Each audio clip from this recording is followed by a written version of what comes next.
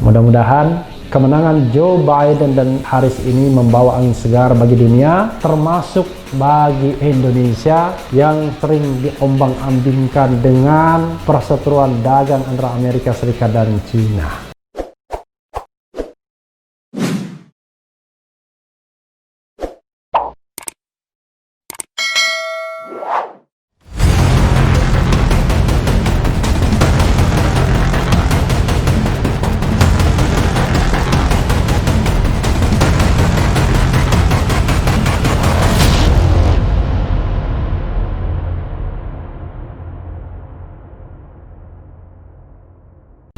Assalamualaikum warahmatullahi wabarakatuh, Sobat RH sekalian.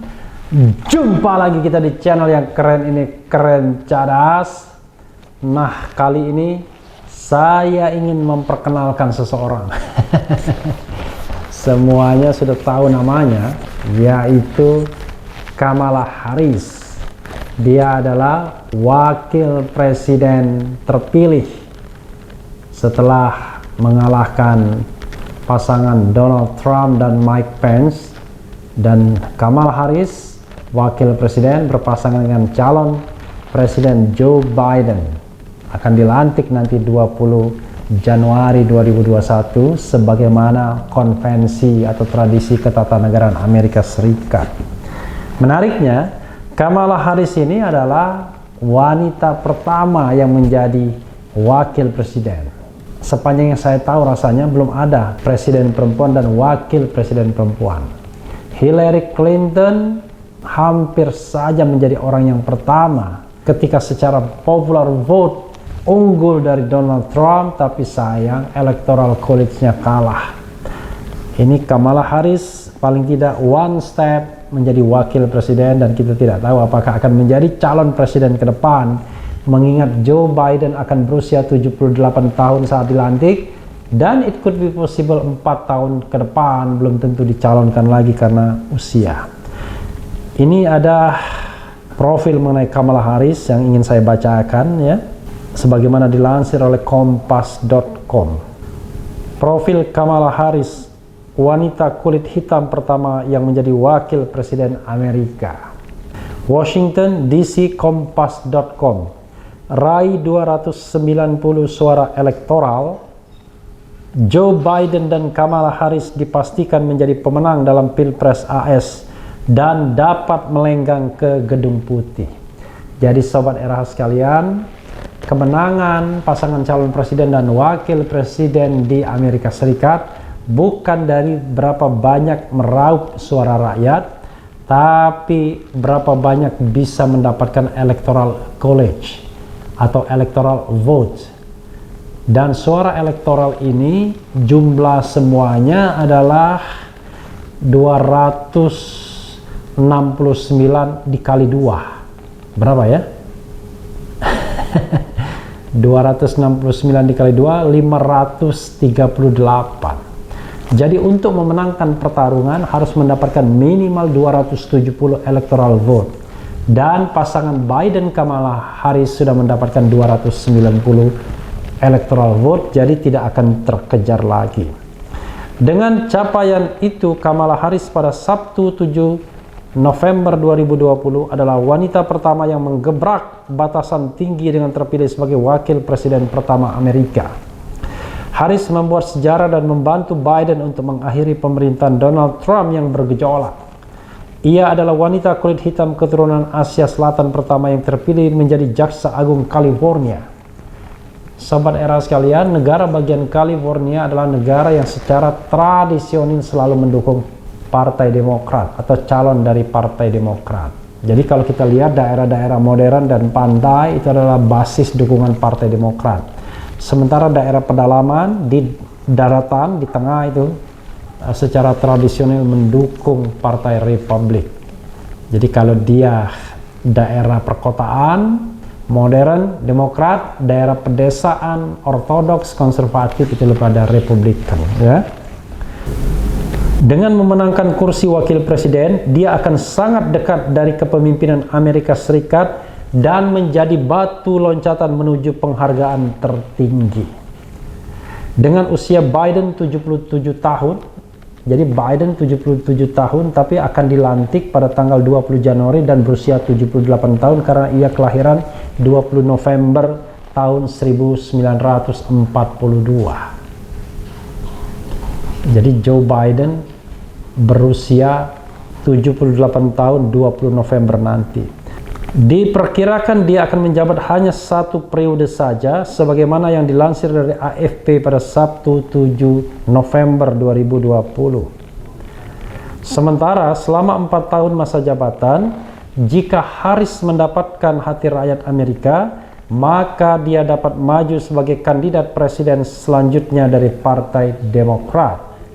Itu bisa memberinya kesempatan untuk membuat lebih banyak mencetak sejarah sebagai presiden pertama Amerika Serikat, sebagai presiden wanita pertama Amerika Serikat ya. Pemilu ini lebih dari sekadar Joe Biden atau saya, tulisnya di Twitter setelah media berita AS menyebut pemilu itu menguntungkan mereka berdasarkan hasil negara bagian. Ini tentang jiwa Amerika dan kesediaan kita untuk memperjuangkannya. Kita memiliki banyak pekerjaan di depan kita. Mari kita mulai. Biasa ya, politisi kalau sudah menang begitu. Sama seperti Barack Obama ketika mengatakan bahwa Amerika, kita tahu bahwa tantangan ke depan lebih berat, tapi kita yakin kalau kita bersama-sama kita akan mampu mencapainya dan lain sebagainya dan lain sebagainya. Itu dikatakan Barack Obama pada tahun 2008 setelah dia terpilih sebagai presiden mengalahkan John McCain pada tahun 2008 ya. Sejak diangkat sebagai calon wakil presiden Biden pada Agustus, dia mengecam Trump atas penanganan pandemi COVID-19 yang kacau. Juga rasisme, kondisi ekonomi dan tindakan keras presiden terhadap imigrasi. Biasa ya. Kalau penantang pasti akan mengecam hal-hal yang dianggap buruk presiden yang sedang berkuasa, atau penantangnya ini senantiasa akan menyerang presiden yang sedang berkuasa. Harris 56 tahun, lahir dari imigran Amerika Serikat. Ayahnya dari Jamaika. Wah, Jamaika itu terkenal dengan sprinternya ya. Ibunya dari India dan dalam beberapa hal hidupnya mewujudkan mimpi Amerika. American Dream, terkenal ya, American Dream, mimpi Amerika. Saya sedang berbicara. Kamala Harris lahir pada 20 Oktober 1964 di Oakland, California. Kalau itu 20 November ya, Joe Biden Oktober November. Yang saat itu menjadi pusat aktivis hak-hak sipil dan anti perang. Ia adalah seorang diploma dari Black Howard University di Washington yang secara historis membawanya dari jaksa penuntut. Kedua masa jabatan terpilih sebagai jaksa wilayah San Francisco dan kemudian jaksa agung California pada tahun 2010. Namun penggambaran diri Harris sebagai jaksa penuntut progresif telah dikritik oleh para kritikus yang mengatakan dia berjuang untuk menegakkan keyakinan yang salah dan menantang reformasi tertentu di California, seperti rancangan undang-undang yang mengharuskan jaksa agung menyelidiki penembakan yang melibatkan polisi. Dari waktu ke waktu, ketika para progresif mendesaknya untuk merangkul reformasi peradilan pidana sebagai jaksa wilayah dan kemudian jaksa agung negara bagian, Harris menentang mereka atau tetap diam, tulis Profesor Hukum Lara Belzelon di The New York Times pada tahun lalu. Namun, pekerjaan Harris adalah kunci untuk membentuk platform dan profil, di mana ia mencitrakan diri menjadi senat yang sukses pada 2016 dan merupakan senator wanita kulit hitam kedua yang pernah ada. Tugasnya sebagai jaksa agung juga membantunya menjalin hubungan dengan putra Biden, Biau, gimana bacanya ya, yang memegang posisi yang sama di negara bagian Delaware dan meninggal karena kanker pada usia 46 tahun pada 2015. Jadi sobat era sekalian, politisi-politisi Amerika Serikat rata-rata memang lulusan dari sarjana hukum. Tapi jangan lupa, untuk menjadi SH di sana, sarjana hukum di sana, itu tidak S1, tidak undergraduate, tapi postgraduate. Selesai dulu S1 di disiplin ilmu apapun, ekonomi, politik, ya, filsafat, kadang-kadang juga engineering, barulah bisa mengambil law school selama kurang lebih berapa? 3 tahun ya. Jadi law school 3 tahun. Jadi untuk jadi sarjana hukum butuh 4 tahun minimal di S1-nya, undergraduate program, dan 3 tahun di law school. Tidak seperti kita yang 3,5 tahun bisa lulus sarjana hukum ya. Saya tahu betapa Biu sangat menghormati Kamala dan karyanya, dan itu sangat berarti bagi saya. Jujur saja kepada Anda, saat saya membuat keputusan ini, kata Biden selama penampilan pertamanya dengan Harris sebagai calon wakil presiden. Seorang juru kampanye veteran, Harris memancarkan karisma, tetapi dapat dengan cepat beralih dari senyum megawattnya ke persona kejaksaannya yang menginterogasi tanpa henti. Clips menjadi viral dari pertanyaan tajamnya pada 2017 terhadap Jaksa Agung Jeff Sessions selama sidang Capitol Hill di Rusia. Aku tidak bisa diburu secepat ini, itu membuatku gugup, jawab Sesi yang kesal pada satu titik. Harris juga bentrok dengan Biden selama debat Demokrat pertama, mencaci mantan senator itu atas penentangannya terhadap program BUS 1970-an yang memaksa integrasi sekolah-sekolah terpisah. Ada seorang gadis kecil di California yang merupakan bagian dari kelas 2 yang mengintegrasikan sekolah umum, dan dia naik bus ke sekolah setiap hari katanya. Dan gadis kecil itu adalah aku. Nggak begitu jelas ini ya, hubungan ini. Oke lah, kita bacakan terus ya. Bentrokan itu tidak menghentikannya untuk memilih Harris yang telah membawa energi penuh semangat itu ke kampanye Biden yang dikelola dengan hati-hati. Selama satu-satunya debatnya melawan wakil presiden Mike Pence, Harris mengangkat tangannya saat Pence mencoba menyela. Tuan Wakil Presiden, saya sedang berbicara, katanya dengan tatapan tajam membungkam Pence. Ya kalau orang punya kemampuan dan kewibawaan, memang ketika dia ngomong orang lain bisa diam ya. Dalam beberapa jam debat, kaos bertuliskan kata-katanya itu ditawarkan untuk dijual secara online. Suami kedua. Ketika ia mengukir sejarah sebagai wanita pertama dan wakil presiden pertama AS berkulit hitam dari Presiden Joe Biden, suaminya Doug Emhoff akan membuat terobosan baru sebagai suami kedua. Jadi kalau biasanya kan first lady, jadi first lady itu adalah wanita pertama. Nah kalau ini jadi suami kedua ya. Harris dan Emhoff menikah pada 2014. Bagi Harris itu adalah pernikahan untuk pertama kalinya, sedangkan Emhoff untuk yang kedua. Pasangan ini menjadi pasangan ras campuran pertama yang menempati posisi mereka. Emhoff berkulit putih, sementara Harris adalah putri dari imigran India dan Jamaika. Keduanya saat ini berusia 56 tahun.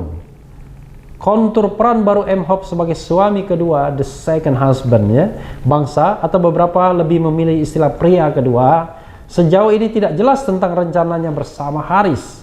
Secara tradisional, pasangan presiden dan wakil presiden diharapkan membentuk keseimbangan antara dukungan dan kemandirian. Banyak yang memilih tujuan amal untuk dipromosikan. Emhoff yang disebut sebagai senjata rahasia dalam kampanye untuk Harris bahkan mendapatkan pengikut sendiri di media sosial. Ini sama seperti Hillary Clinton ya. Begitu terkenalnya ketika Clinton berkuasa, Bill Clinton. Suami Harris ini adalah seorang pengacara ulung yang mengkhususkan diri dalam hukum, media, olahraga, dan hiburan, lagi-lagi sarjana hukum ya. Dia mengambil cuti pada Agustus dari DLA Piper Multinational yang memiliki kantor di Washington. Itu dapat menimbulkan konflik kepentingan yang tajam dengan pekerjaan Harris.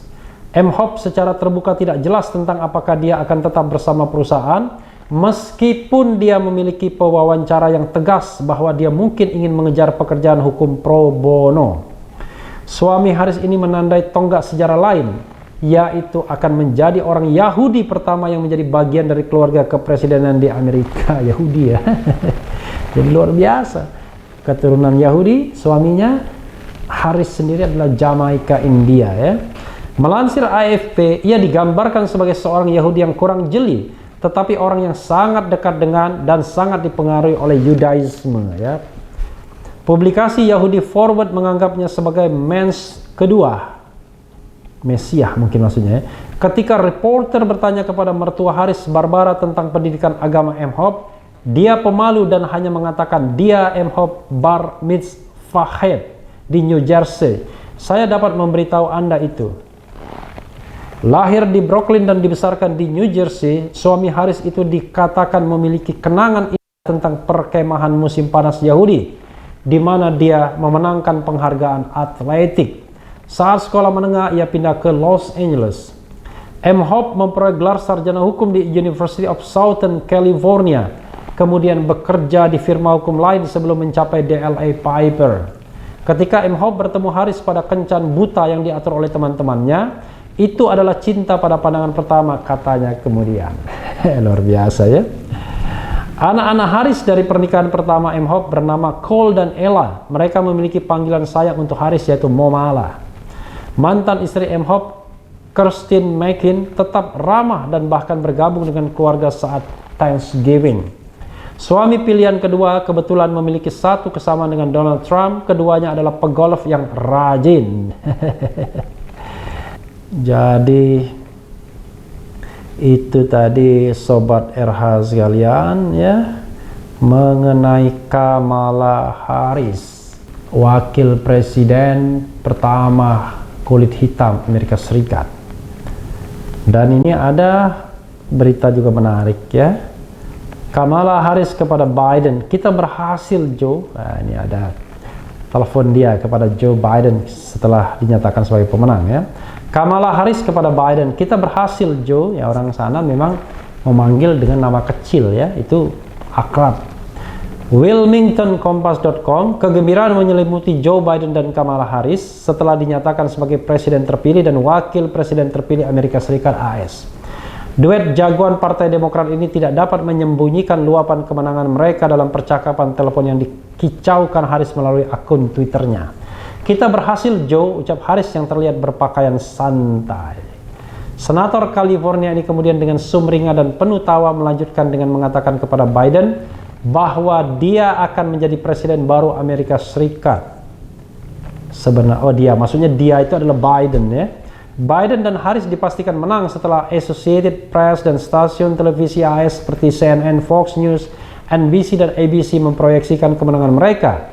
Sabtu siang 8 November 2020 waktu bagian timur Amerika Serikat.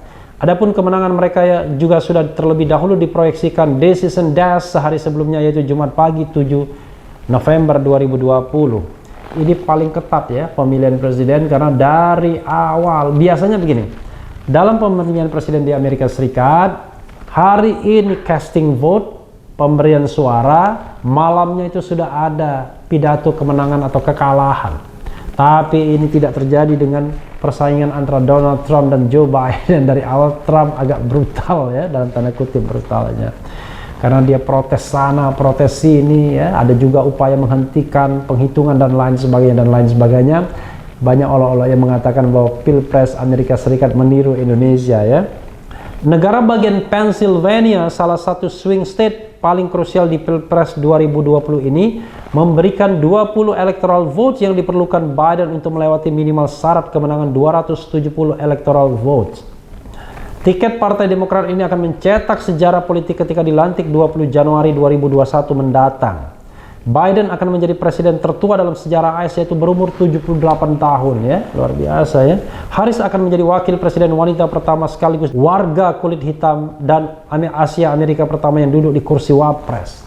Dalam pernyataan singkatnya, Biden menyatakan dia sangat terhormat dengan kepercayaan yang telah diberikan kepada dia, dan Harris, mantan wakil presiden di zaman Barack Obama ini, kemudian meminta semua pihak untuk kembali bersatu sebagai negara dan mengakhiri kemarahan dan retorik keras yang mewarnai Pilpres bersejarah ini.